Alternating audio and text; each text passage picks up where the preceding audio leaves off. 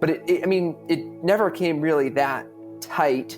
And so my first assumption was that the rope had been severed and that David had fallen 1,000 feet to his death. Welcome to the Sharp End Podcast YouTube channel. I'm Ashley, the creator and hostess of the show. This podcast aims at minimizing future outdoor accidents by way of storytelling. Real people sharing real stories.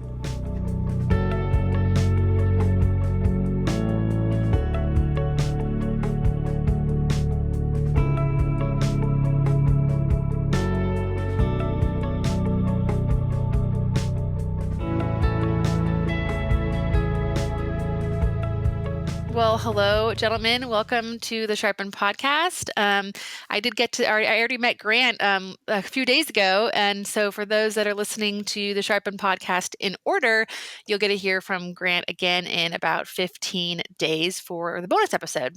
So welcome back, Grant. I will have you go ahead and introduce yourself to the listeners again, just in case they missed that episode. And then David will move to you, and then you can go ahead and introduce yourself to the listeners. So welcome to the show, guys. Grant, go ahead. Hey, thanks for having us on the show, Ashley. It's really a privilege to be on the podcast this evening.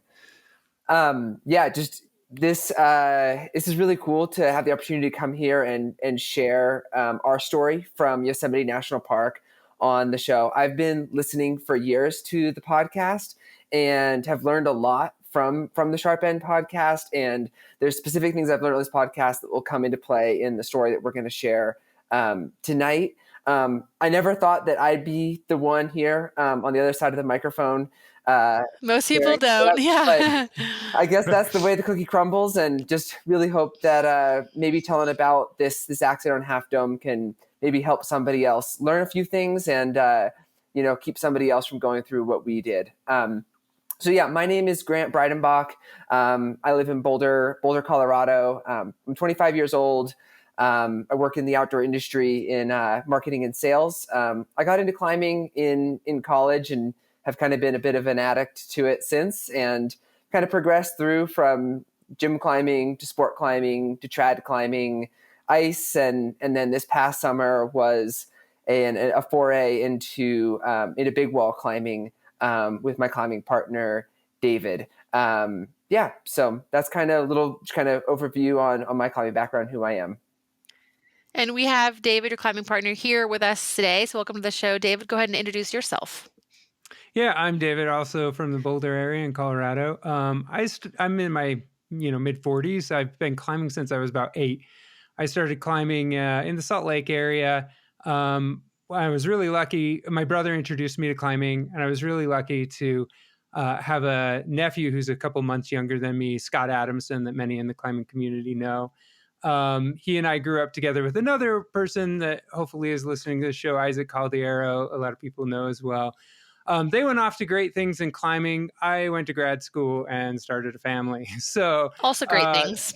Yeah, my climbing career really slowed down during that time. And then for those who don't know, Scott Adamson died in a climbing accident in Pakistan about 6-7 years ago.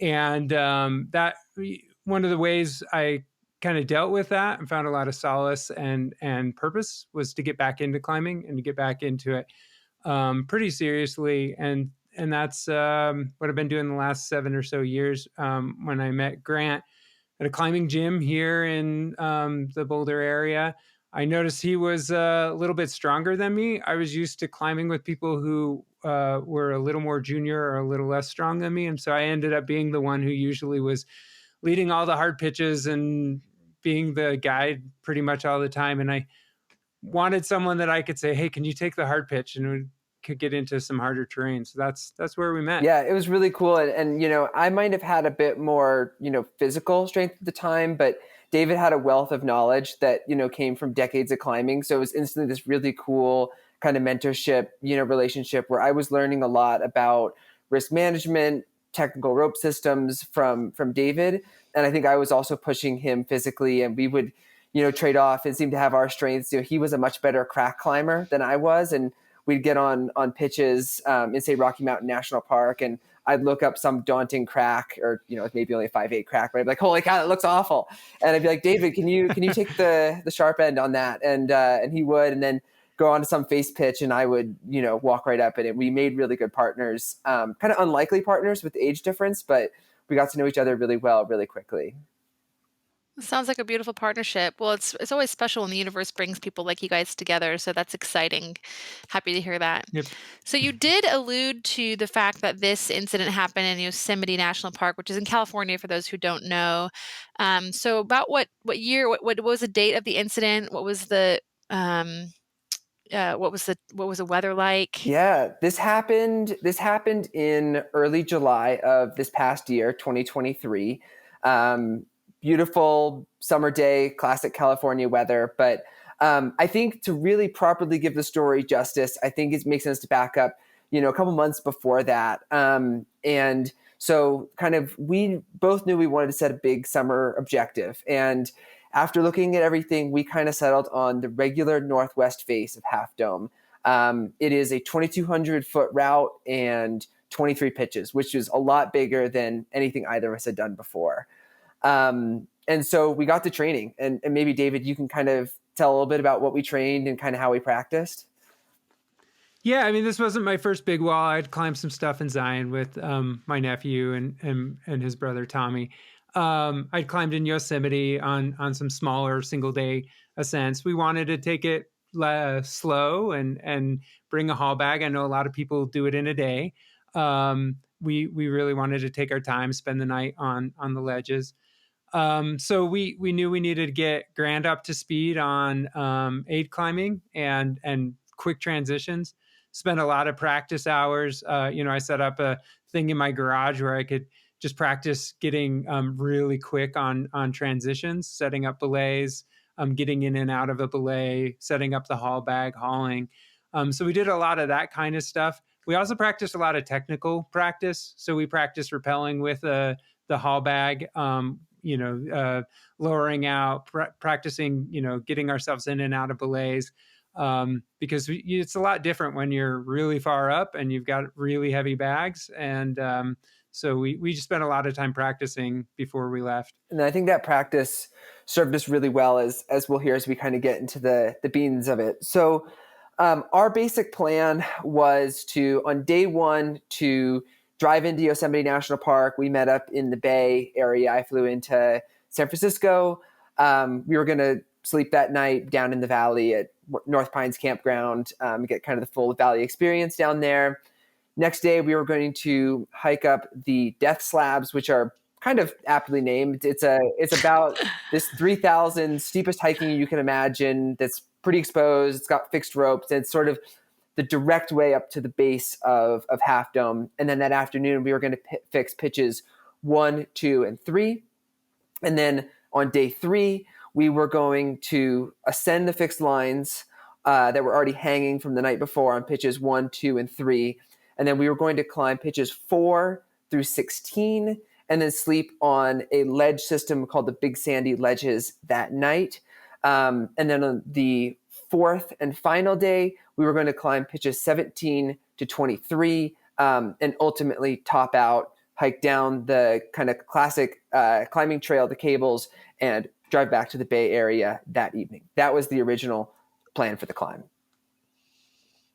And it is worth noting, it was a very hot week in Yosemite. Early July, it can get high upper 90s in the valley, but up when you're at Half Dome, it's really pleasant. So the weather was really nice. There's still a lot of snow left over from a very, very heavy winter.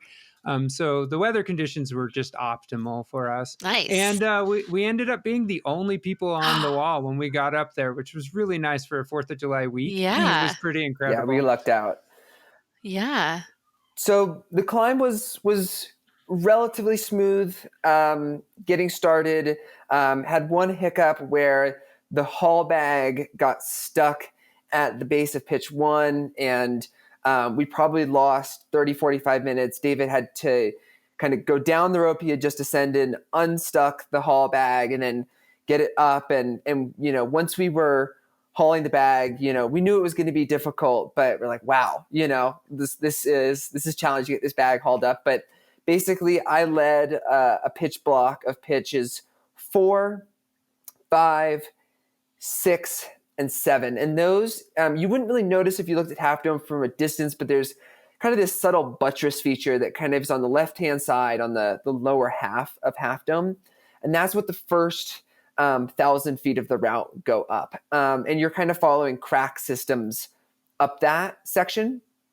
And then you kind of stand almost on top of that buttress-like feature at the top of 7. And then pitch 8 basically crosses from that buttress feature over this sort of gully chimney-like feature and out onto the main face. And then the route really begins to traverse right through some technical aid climbing after that, and then eventually picks up a chimney system and continues up. So so I finished my block of leading at the top of pitch 7. We were a bit behind schedule for the day. Weren't super concerned, but I definitely was glad to finish my block. I was definitely surprised by how difficult the climbing was. I knew, Yosemite sandbag grades, especially on a classic route like this, but climbing with a quad rack and this haul line and the lead rope and really placing a lot of pro in the rope drag, I was like, wow, this is difficult. So moving a bit slower than expected, exerting a bit more energy, but got to the top of 7. And maybe, David, you want to take it from there? Well, really quick. So what is this climb rated?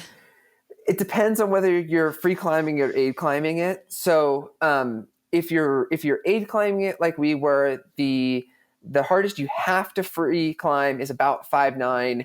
We were planning to free climb some stuff in around 5'10"-ish, maybe a smidgen harder.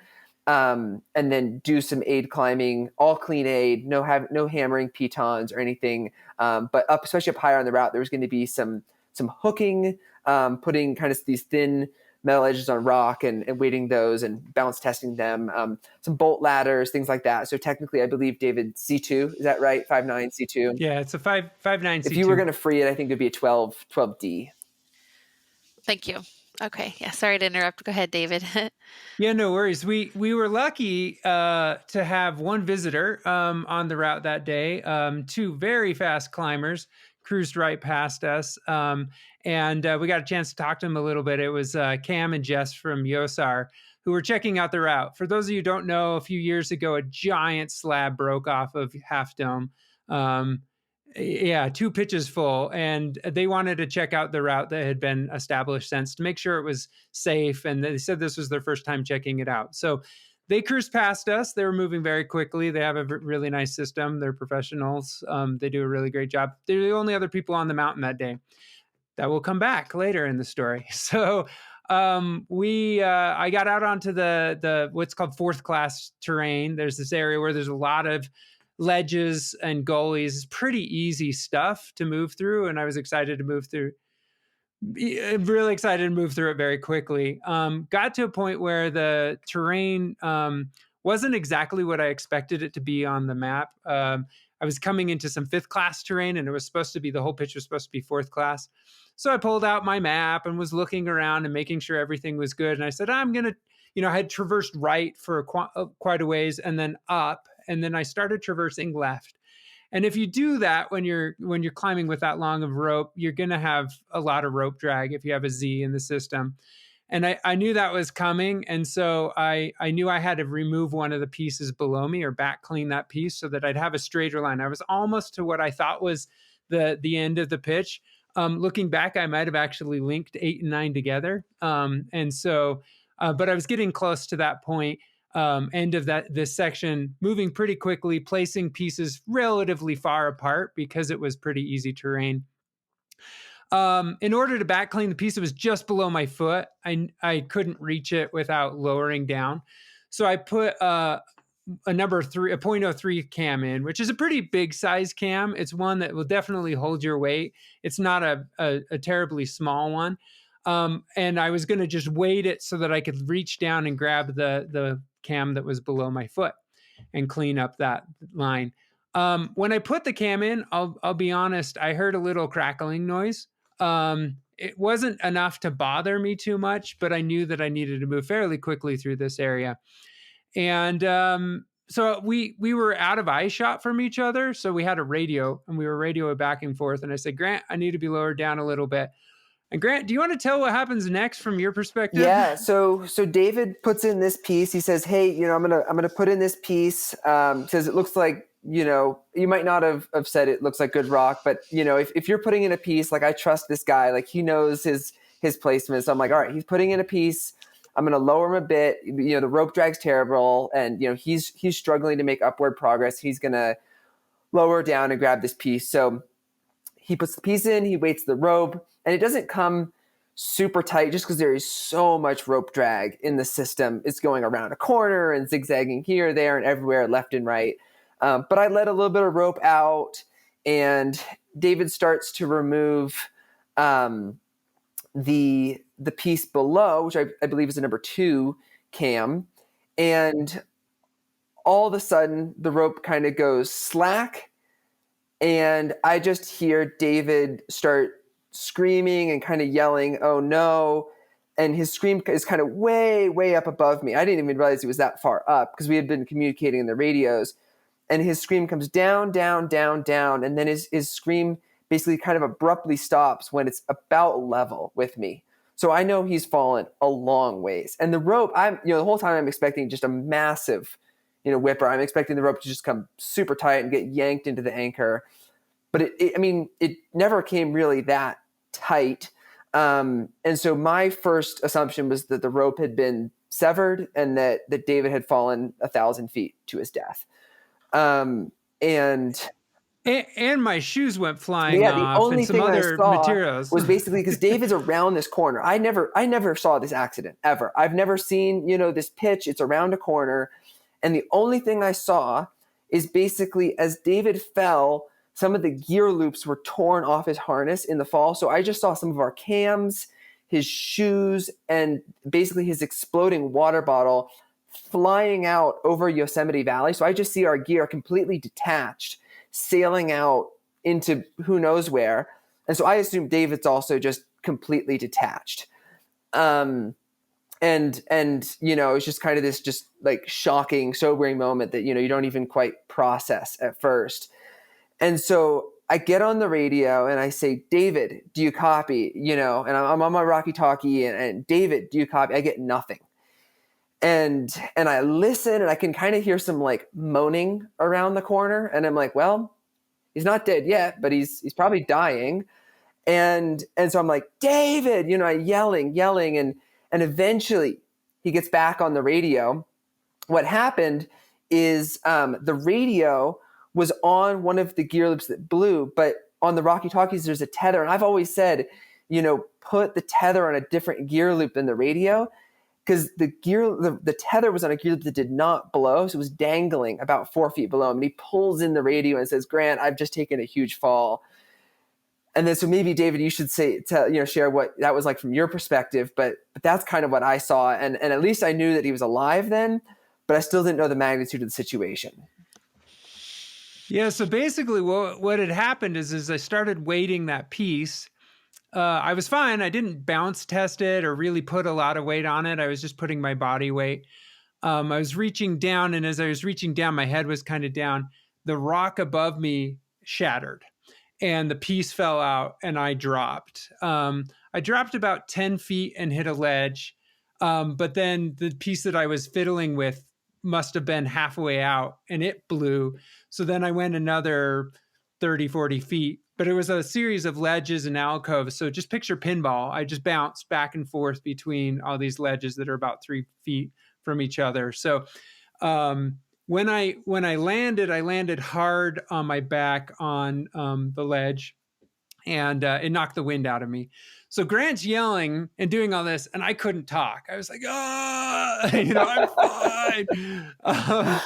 And then, when I came to, was able to get up, I wasn't knocked unconscious, but when I kind of got my bearings, I looked up and the piece above me was about 20 feet above me.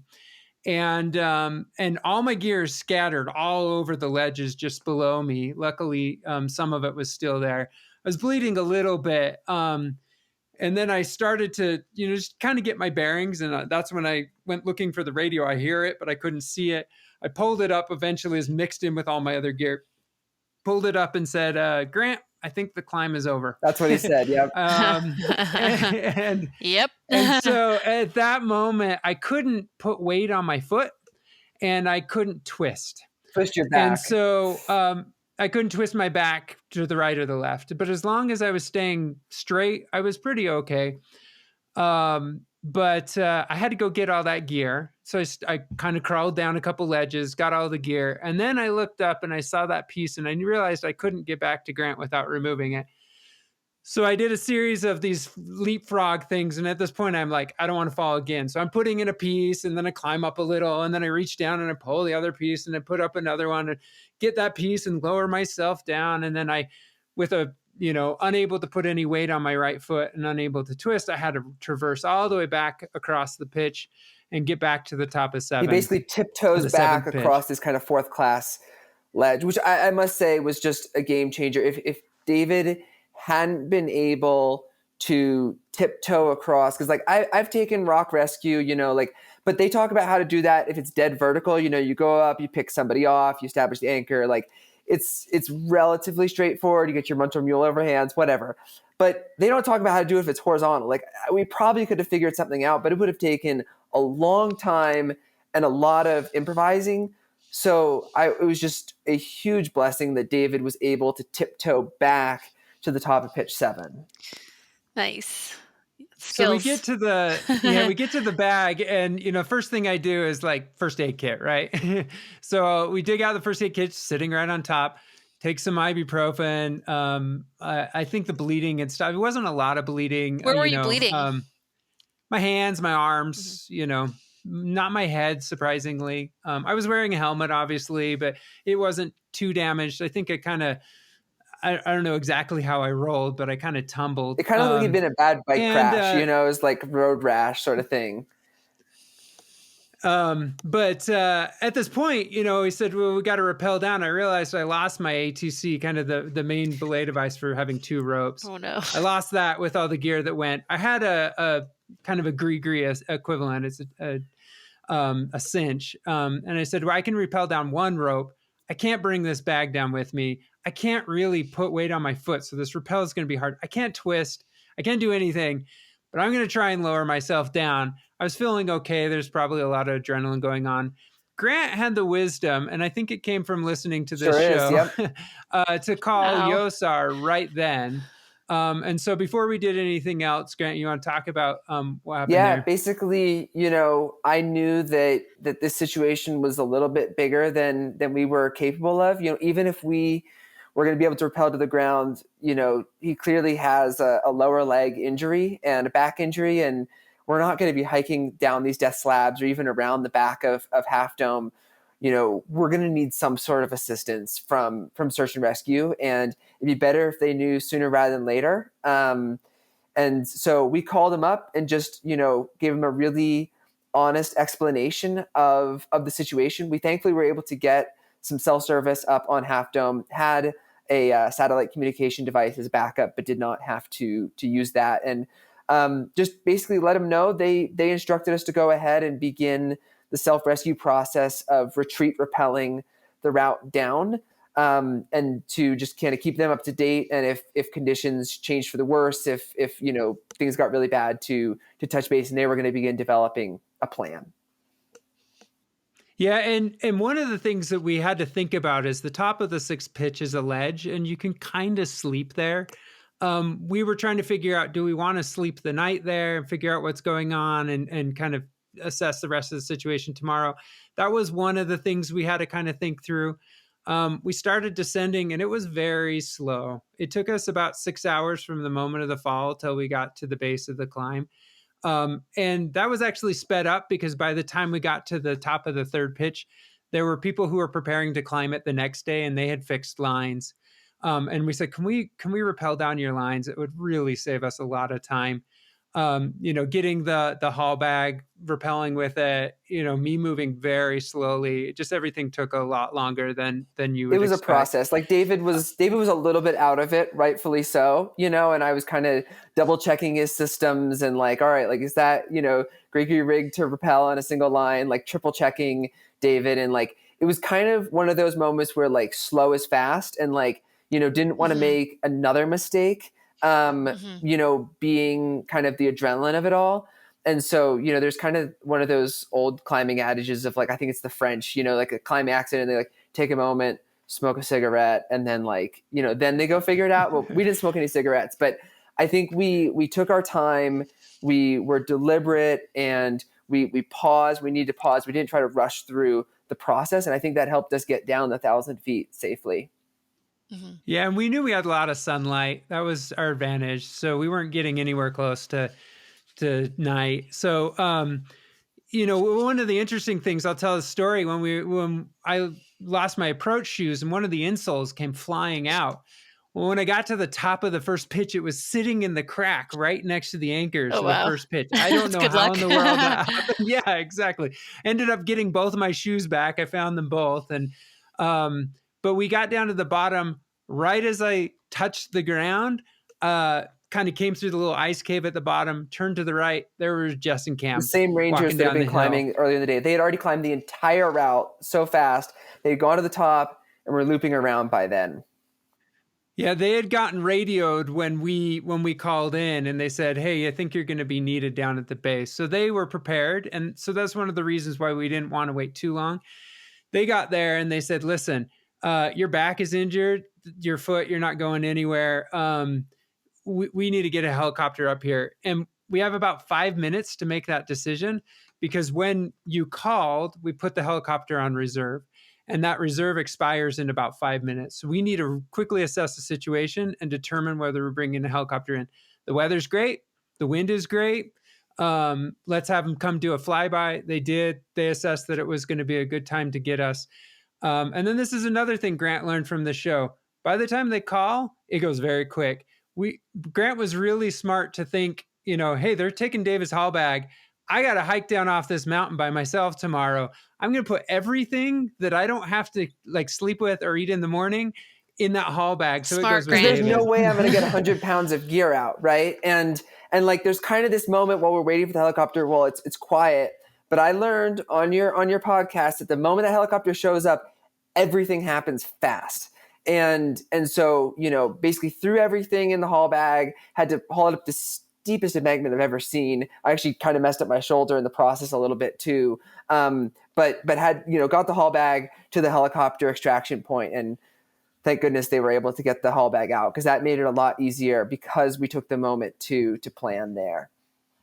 Yeah, way to think on your toes too, because in the moment it's like that's something you could totally not think of because you're thinking about so many other things. Yeah. But yeah, good for you. you. Because a lot of the focus in that moment also was was focused on preparing the landing pad. The climbing rangers and I were running around and finding anything that could get caught up in the rotor wash. Because the tolerances here are incredible. I mean, some of the most skilled helicopter pilots I've ever seen.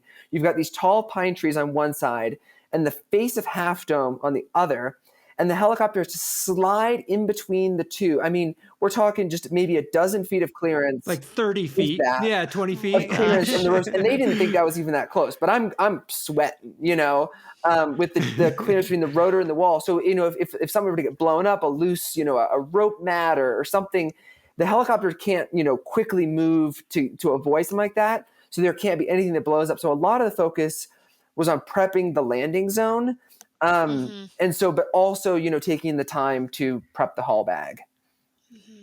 And for me, all of my time was actually trying to figure out how they were going to hook me to the helicopter. There were two options. There's one thing they call a scream suit, which they said is like a big taco that basically your legs just dangle from, and then they hook you to the line on the bottom of the helicopter. I kind of was actually looking forward to that because it would have been a nice view of Yosemite. But my back wasn't in any situation to be kind of crammed in there. So they said, we're going to put you on the litter. And so some of it was getting me to where they could get the litter because they couldn't carry the litter up to the area. So we were all trying to assess, like, what's the best way to get David in the litter when the litter gets here, because it came with the helicopter and two assistants. They move really quickly. They have lots of really great checks to make sure everyone's safe. And then they got me on the litter, and everyone said, I bet it was a really beautiful flight. Unfortunately, all I could see was straight up. So I got to see the sun setting over Yosemite. and over Half Dome. And then when we landed, I think because it was a golden hour, there had to have been 100 people lined up along the Oh no, Wani Meadow with their 1,000 cameras easily. filming me. Yeah. It was pretty crazy. So they put me into a paramedic, assessed me. They said, he's mobile. He got himself down off the mountain. He's not immobile. We can haul you down to Fresno in this ambulance. I said, but my friend's still up on the mountain. I got a rental car here. I'm doing okay. Maybe I should just spend the night in the backpackers camp. So they dropped me off in backpackers, gave me some ibuprofen and some crutches, and it was a very painful night. But luckily I was able to radio Grant. We had line of sight radio. He was able to call my family and let them know that I was okay. And then he hiked down the next morning, and we got ourselves down to the Bay Area. Got checked out where I had a broken calcaneus, or my heel, and my L4 vertebra in my back was compression fractured. So that was a long recovery. Yeah. Taken about 6 months to get back to climbing again. But you are climbing. I'm at the climbing gym. I haven't gotten outside yet. This guy's crazy. We show up I was at the climbing gym. He was climbing with some other friends of his, and I see him there the other night. And like at the start of the evening, he's like, "Yeah, I might get on a top rope." I come back maybe 20 minutes later, he's giving somebody a lead belay, and I'm like, interesting. Come back another 20 minutes later, and David's like leading like a 5-6, and I'm like, what are you doing? So you can't keep this guy away from climbing. But you feel like you're recovered enough to be able to get back on it. It was about 4 or 5 months of not being able to do anything. I had crutches and a boot and a back brace. Luckily, no surgery. There was no soft tissue issues. There was, a lot of MRIs, a lot of checking on that, a lot of very slow, not doing anything recovery. And the bones have healed very, very well. Now it's a matter of getting both the muscles around the areas to loosen back up and getting the strength back. 6 months of not doing anything really wears on you. And so I think we've got some good things we learned, but before we get into that, I just want to take a moment to realize just how, really blessed and washed over we were. This accident could have been so much worse. David didn't hit his head. The rope wasn't severed. There's so many little things that, of course things went terribly wrong that day, but, it really seemed evident that there were blessings that day, and we're really thankful and count those.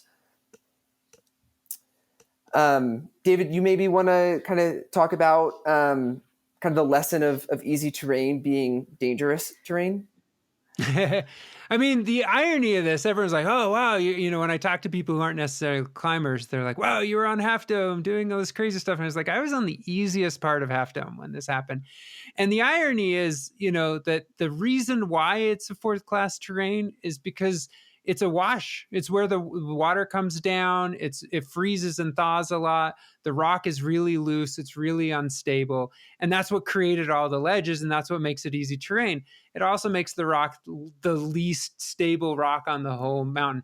And if I were to have fallen the same fall on something a lot steeper, I would have just fallen, hauled myself back up, and kept climbing. But because there were so many ledges, I did a lot of bouncing and hitting. And that is really where, the compression fracture, when I talked to the foot doctor, he was like, oh, back and foot, that goes together. When you fall and you land on your heel, it compresses your back. And so you're going to have back problems as well. So that came from falling and hitting a ledge. Those are the terrains you see everywhere when you're approaching a climb, when you're comfortable, when you're descending, and you're like, this is the easy stuff. I'm putting gear a lot further away. There's all those things that make you feel like you're safer. Yeah, yep. Exactly. And so, I should have listened to the crackling of the rock. But I also felt like, this is easy terrain. No big deal. I'm going to be out of here in a second. I should have, maybe put gear more frequently. I should have been paying attention to more things. When you're close to a ledge, any ledge fall is a ground fall, and you're going to, ankle breakers, they sound really simple when you're reading a guide, but they can be massively disruptive. I mean, I wasn't able to do anything for about 4 or 5 months. And, it affected my work. It affected, a lot of things in my life.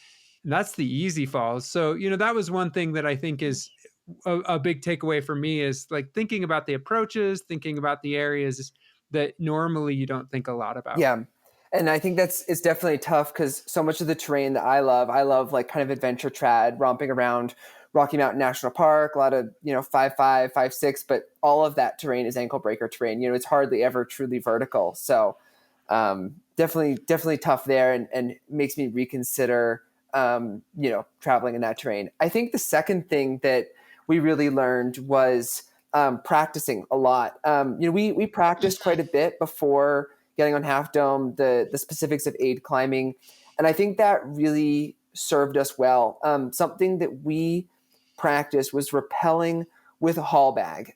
Even though we were not planning at any point on this climb to rappel with a You haul don't bag. normally plan it. Yeah, we were going to top out, Yeah.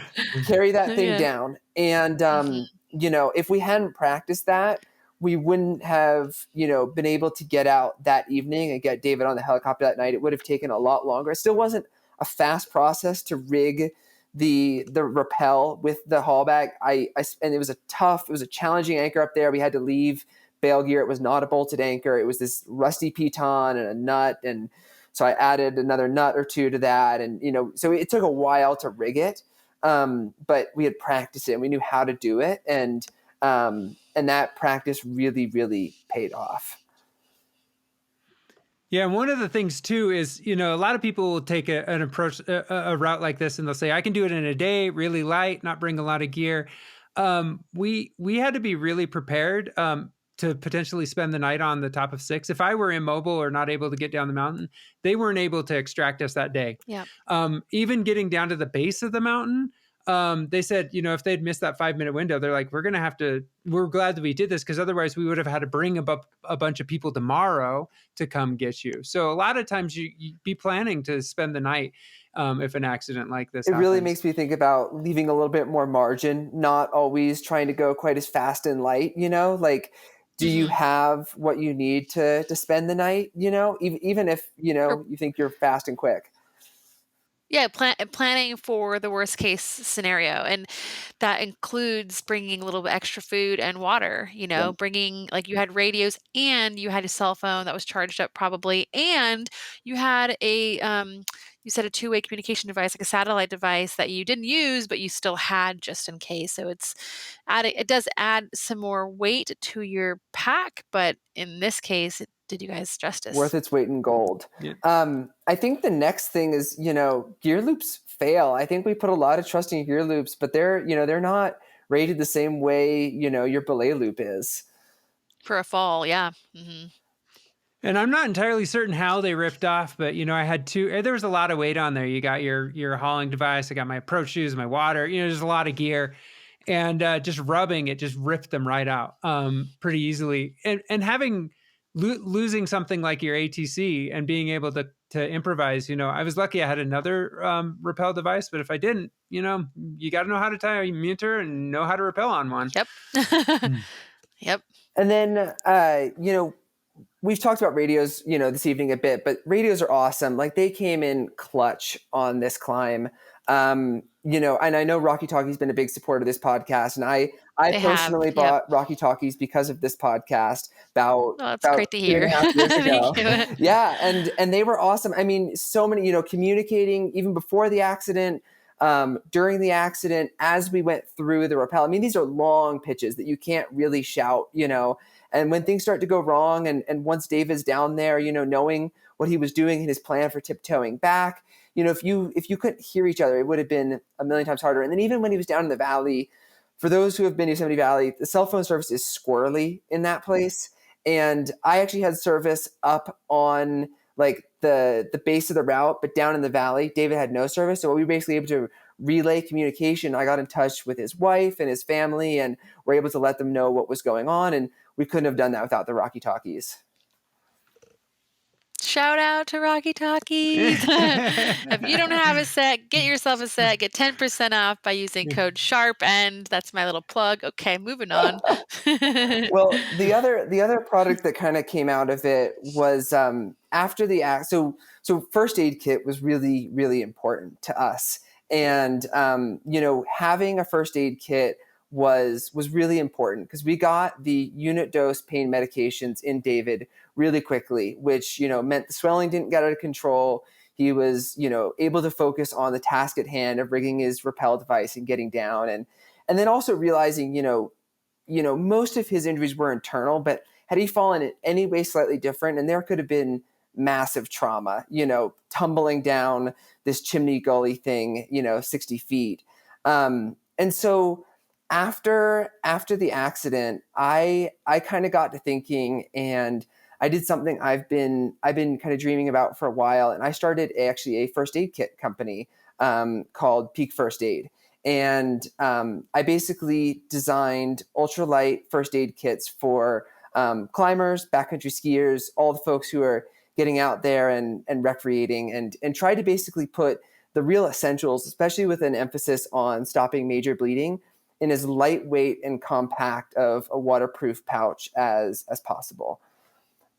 And you were inspired to create Peak First Aid and create this sort of gold star, minimalist, but everything you need in terms of stopping a major bleed first aid kit. You were inspired by this incident with David. Precisely, yeah. I had built kind of a prototype kit a long time before, because I had been so fed up with the other first aid kits on the market, and I didn't feel like any of them fit my needs, or they were either really, really heavy and never would go, it would take up an entire backpack, or were so light and just kind of full of Band-Aids that wouldn't actually treat major bleeding. And I had built my own kit, and it was kind of my kit, and I was really proud of it. But then, after this accident, started to read, and wow, everybody else is having accidents too. And, the mountains are a dangerous place, and injuries happen. And I wish everybody had access to first aid supplies like this. And so, yeah, I was inspired to make sure everybody had access to the best first aid kits. Well, I will make sure to put Peak First Aid. Is it peakfirstaid.com? Yep, peakfirstaid.com. I'll make sure to put your website in the show notes so people can access it. And I think that's really, really noble and kind of you, and selfless of you. Like, hey, I want this first aid kit for myself. Oh, and then you build it, but then you're like, man, I actually want to offer this amazing service to everybody else too. So that's really thank you for that. Yeah, I would invite everybody to check it out. Really, really think if your current first aid kit is up to the task and it matches the intensity of your adventures. And, I'm giving 15% off to listeners of the Sharp End podcast with code SHARPEND. And so I would just encourage everybody to go out and get a Peak First Aid kit. And if you want to know what's in this first aid kit, stay tuned for the February 15th, 2024 episode, dropping live bonus episode with Grant and Peak First Aid to tell you all about what is in that kit. Whoop, whoop. Well, those are some really great lessons learned. Do you have any other lessons learned? Do you have anything to add before we close the episode up? Yeah, I mean, I'll just tell you one little thing. We were talking about what are the things you would do differently. When we were talking with Jess and Cam afterwards, they're like, this is one of these accidents that happens. You didn't do anything wrong. You actually did a lot of the right things. And they happen. And it could have been a lot worse. And yeah, I probably could have done something different, but I'm here and alive.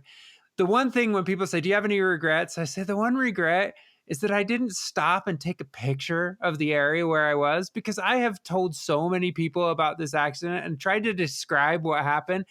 And if, you're in the moment, you're not thinking about it, but I wish that I could say, this is what happened. This is where I was. So it's a little thing, but that was one thing I wish that I could have done differently. What about you, Grant? Would you have done anything differently? I think, it's hard to say. I think, as David said, we did a lot of things right, and of course you could say, oh, just not place a piece there, and that's a little too easy to say. And it's hard coming from an accident like this when, we talked the whole accident through with Yosemite's basically their accident investigation team for all intents and purposes. And I actually think our accident's going to be in accidents in the American Alpine Club Accidents North America publication in about a year. But it's tough when the takeaways, Half Dome basically spit you out. If it was you gave a bad belay, or you tied a knot wrong, or you rigged something poorly, be like, oh, I can just not do that next time. But it's really hard to think about, this was to some level kind of the inherent risk. And every time you go climbing, there's a bit of a gamble. And sometimes you you come up, and the house wins. And so I feel like I'm still kind of on a bit of a journey of reevaluating what my climbing looks like. So I don't think I regret going on Half Dome. I think I learned a lot, and I think it's going to impact me for the rest of my life. And I don't exactly know, what I want climbing to look like. I know that I'm going to build some more margin into my adventures. I know I'm going to carry a first aid kit, but I don't exactly know what the future holds for climbing. And I think that's okay. Mm-hmm. And it definitely does cause you to like be thinking more about your escape plan if something bad goes happen. We were at the beginning of a big traverse area. If we had traversed any further, how would we rappel down? Where are the places that we would rappel down? We were lucky that we were in Yosemite, and they have an amazing, well-funded rescue service. Oh, We were amazing. in Black Canyon of the Gunnison. If we were somewhere else, like you're going to get yourself out. Yeah, Yosar is top The notch. best in the world. Yeah. Yeah. And having rescue insurance, we were very lucky that the national park helped to provide that service. But if we were anywhere else, we'd be footing that bill. And, so these things are all things that you don't think about because you think you're invincible, but they catch up with you very quickly. Mm-hmm. Thank you so much for watching this video. Please like and subscribe to this channel. And remember, play hard and be smart.